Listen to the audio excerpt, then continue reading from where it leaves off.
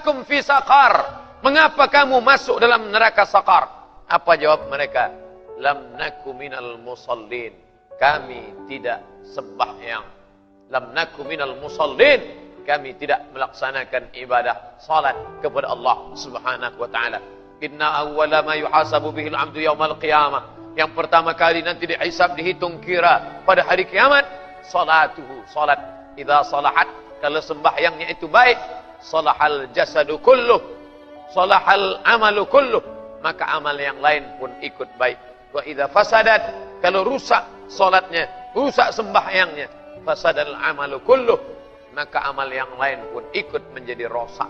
Mengapa masjid ini cantik, megah, tegak berdiri? Karena ada tiang yang kokoh.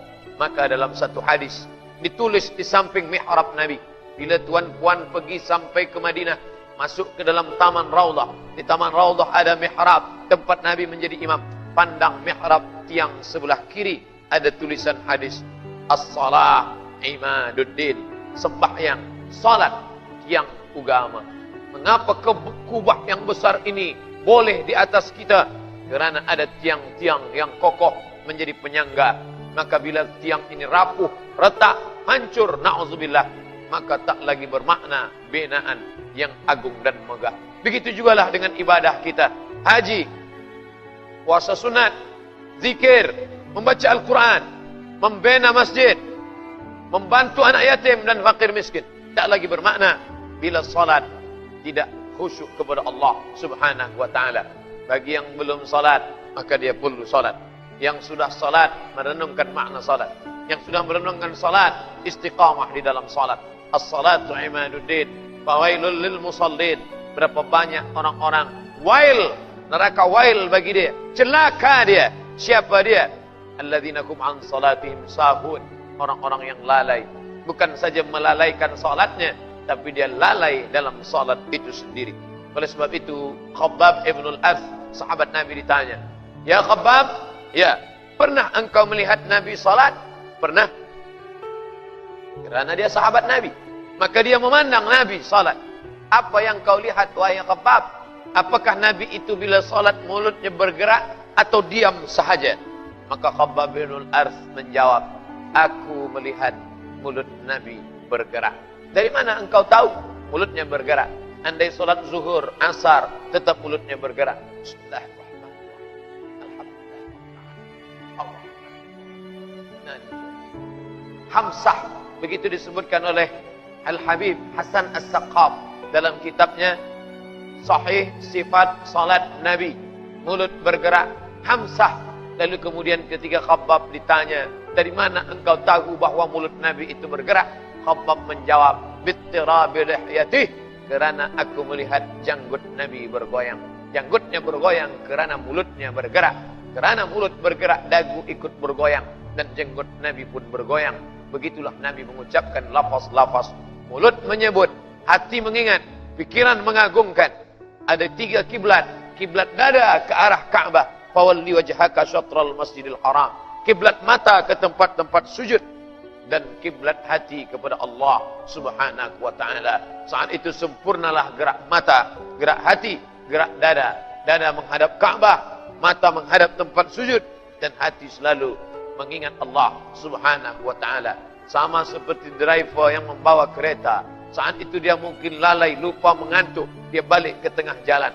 Sama seperti seorang pemuda yang membawa kendaraan. Manakala dia lupa dan lalai, boleh jadi dia terperosok, tapi dia balik ke pangkal jalan. Begitu jugalah agaknya. Manakala kita pasang niat, usalli fardal maghribi, 3 raka'atin, adaan, makmuman, lillahi ta'ala. Kita dalam keadaan khusyuk, tapi manakala kita angkat Allahu Akbar, dia mula agak lari ke kanan, dia pun berbelok ke kiri, kita luruskan balik.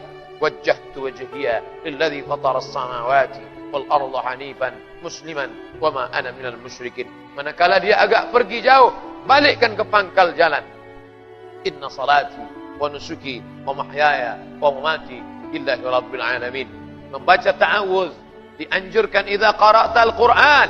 Bila engkau baca Quran, fasta'iz billah, mintalah perlindungan kepada Allah. A'udzubillahi minasyaitonir rajim. A'udzubillahi as-sami'il 'alim minasyaitonir rajim. Bismillahirrahmanirrahim. berdialog, berbicara dengan Allah Subhanahu wa taala. Alhamdulillahi rabbil alamin. Allah menjawab, hamidani abdi, hambaku sedang memuji aku. Ar-Rahmanir Rahim, asna alayya abdi, hambaku sedang memuliakan aku. Malik yaumiddin, apa jawab Allah? Majjadani abdi, hambaku sedang mengagungkan aku. Iyyaka na'budu wa iyyaka nasta'in. Apa jawab Allah? Sa'alani 'abdi wa lahu ma sa'al. Hambaku meminta kepada aku dan dia mendapatkan apa yang dia pinta. Maka kadang ada orang satu nafas dia buatkan satu ayat, walaupun salat zuhur, walaupun salat asar. Bismillahirrahmanirrahim. Dia ingin merasakan khusyuknya dalam salat, mengingat kepada Allah SWT. Ada orang yang satu ayat dia buat satu nafas, tapi ada juga orang yang boleh satu nafas Fatihah dengan ayat sekali.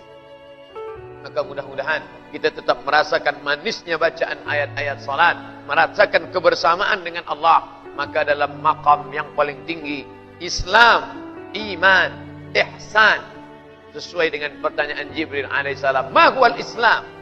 أن تشهد أن لا إله إلا الله وأن محمد رسول الله وتقيم الصلاة وتؤتي الزكاة وتصوم رمضان وتحج البيت إن استطعت إليه سبيلا وما الإيمان أن تؤمن بالله وملائكته وكتبه ورسله واليوم الآخر وبقدر خيره وشره. Puncanya adalah وما الإحسان. Apa jawab baginda sallallahu alaihi wasallam? An ta'budallaha ka'annaka tarah. Kau sembah Allah seakan-akan engkau memandang dia. Fa in lam takun tarah la tudrikul absar wa huwa yudrikul absara. Dia tak dapat dipandang oleh mata, tapi matalah yang dipandang oleh dia. Andai engkau tidak melihat dia, maka dia yang sedang memandang engkau. Rasakanlah bahwa diri sedang dipandang Allah. Kita bukan dipandang CCTV. Kita bukan dipandang oleh orang yang punya kuasa manusia.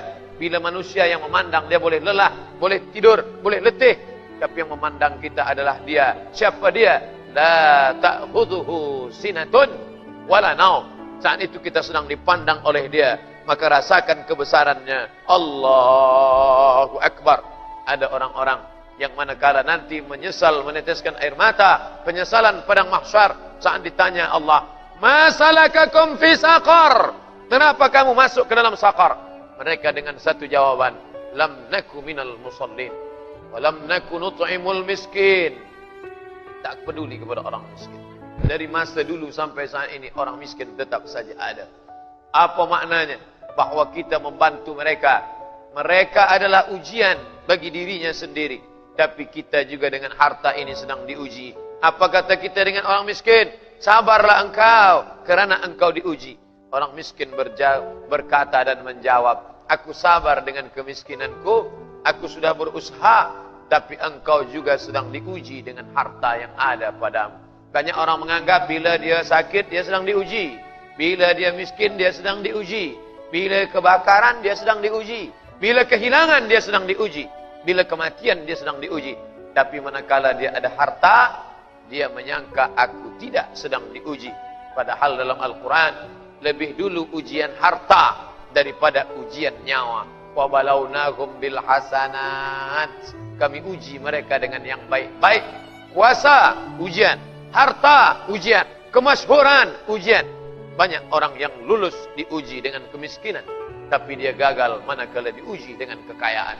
Banyak orang yang berhasil diuji dengan kefakiran, tapi tak banyak yang berhasil diuji dengan kemasyhuran. Datanglah tamak, datanglah loba, datanglah marah, datanglah angkuh, datanglah sombong. La yadkhulul jannah, tak masuk surga. Man kana fi qalbihi, siapa yang dalam hatinya mithqala habatin min khardalin min kibrin, ada sombong walaupun sebesar biji sawi. Muslimin muslimat yang dimuliakan Allah Subhanahu wa taala. Maka selanjutnya Allah berkata, menceritakan tentang mereka yang menyesal. Apa kata mereka? Lam naku minal musallin wa lam naku nut'imul miskin wa kunna nakhudhu ma'al khaidin. Kami duduk bersama-sama dengan orang yang melakukan kesia-siaan. Bila berteman, bersahabat dengan penjual minyak wangi, walaupun tak membeli akan mendapat baunya. Tapi bila berdekat dengan pandai besi, maka walaupun tak terbakar apinya, paling tidak bau busuknya melekat juga pada asapnya, akan terkena juga pada kain dan pakaian. Maka duduk bersama orang yang tidak baik akan membuat pengaruh yang besar. Andai tidak sembahyang mereka, kita boleh tetap sembahyang, tapi paling tidak melalaikan waktu bersembahyang. Bersolat kepada Allah Subhanahu wa taala. Wa kunna naqudu ma'al qaidin. Kami melakukan perbuatan sia-sia, tak bermakna. Abdurrahman Ibnu Khaldun, seorang sosiolog, orang yang mengerti tentang masyarakat, apa kata dia? Ar-ra'iyah ala dini mulukihim. Rakyat akan mengikut agama raja-raja mereka. Bila raja-raja Melayu masa lalu suka ke masjid, beribadah kepada Allah, maka rakyat, masyarakat akan besar pengaruhnya kepada kepribadian.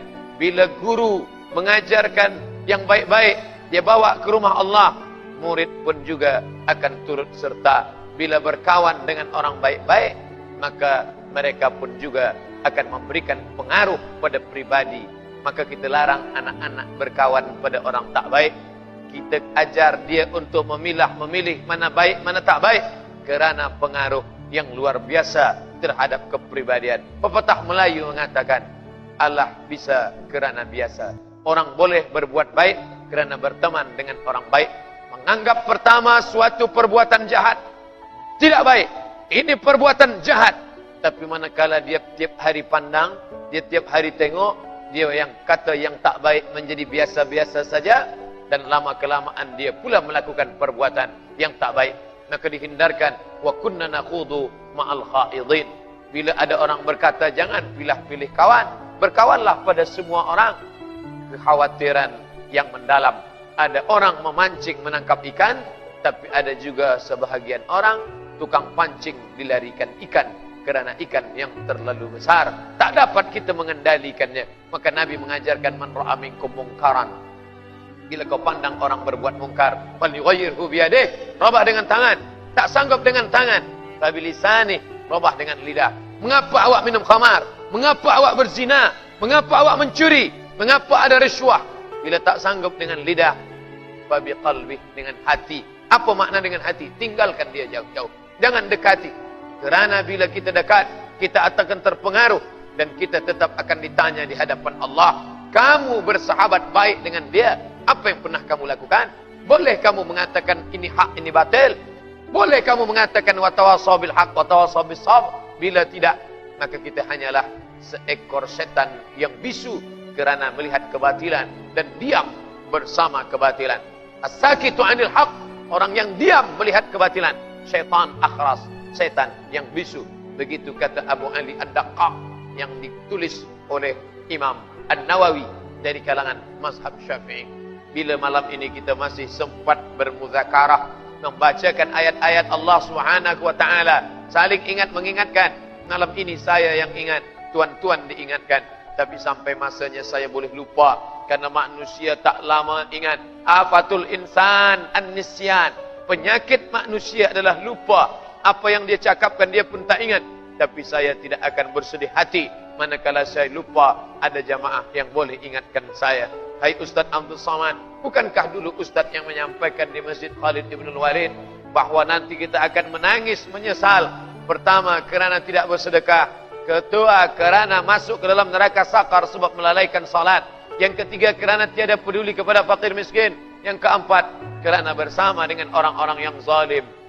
Maka oleh sebab itu, manakala ada orang ulama besar bernama Imam Sufyan Ats-Tsauri, Imam Malik bin Anas duduk di kota Al-Madinah Al-Munawwarah. Sedangkan Imam Sufyan Ats-Tsauri dia jauh, dia duduk di Kufah, Irak. Suatu ketika berkirim suratlah sultan kepada Sufyan Ats-Tsauri. Wahai Imam Sufyan Ats-Tsauri, datanglah ke istana. Tapi Sufyan Ats-Tsauri menolak undangan itu dengan kata-kata yang baik. Berkali-kali datang, dia tetap tidak juga mau menghadiri jemputan itu. Sampai pada akhirnya bertemulah antara Khalifah Abu Ja'far Al-Mansur yang menjemput sahabat, yang menjemput seorang ulama yang masyhur ini di samping Ka'bah, manakala mereka sama-sama melaksanakan tawaf. Subhanallah walhamdulillah wa la ilaha illallah wallahu akbar. Subhanallah walhamdulillah wa la ilaha illallah wallahu akbar. Lalu bertanyalah Khalifah Abu Ja'far Al-Mansur kepada Imam Sufyan Ats-Tsauri, ya Sufyan Ats-Tsauri, ya, Mengapa engkau tidak pernah mahu datang? Padahal aku sudah berkali-kali menjemput engkau. Imam Sufyan Ats-Tsauri tidak menjawab. Ia hanya membacakan ayat Allah. A'udzubillahi minasyaitonir rajim. Wala tarkanu ilal ladzina zalamu fatamassakumun nar. Janganlah dekat-dekat dengan orang zalim. Andai kau tidak masuk ke dalam neraka, paling tidak engkau terkena jilatan ujung api dari neraka. Sadarlah Abu Ja'far Al-Mansur bahwa lidah ulama itu adalah teguran yang disampaikan dari Allah. Dialah yang menyampaikannya tanpa ada rasa takut dan cemas. Itulah sifat daripada ulama. Apa kata Allah dalam Al-Quran? Ala inna awliya Allah. Ketahuilah bahwa wali-wali Allah itu. Siapa wali Allah itu? Apakah yang berjalan di atas air? Apakah terbang di atas awan? Idza ra'aitar rajul, bila kau pandang ada orang yatiru yamshi 'alal ma', berjalan di atas air, yatiru fil hawa, terbang di atas awan, jangan kau pandang pada itu, kerana setan pun, iblis pun mampu terbang di atas awan, berjalan di atas air. Tapi pandanglah pada istiqamahnya menjalankan agama Allah, pada takutnya melanggar yang dimurkai Allah, pada salat jamaahnya ke masjid Baitullah. Maka saat itu ada ulama yang takut kepada Allah. Itulah sifat yang disebutkan Allah dalam Al-Quran. Innama yakhshallah, yang takut kepada Allah min ibadihi, di antara hambanya, al-ulama, para ulama. Ulama bukan orang yang banyak ilmunya. Ulama bukan yang pandai bertutur kata. Ulama bukan yang membacakan ayat dan hadis sahaja, walaupun itu sifat daripada ulama. Tapi jauh daripada itu adalah yakhshallah, takut kepada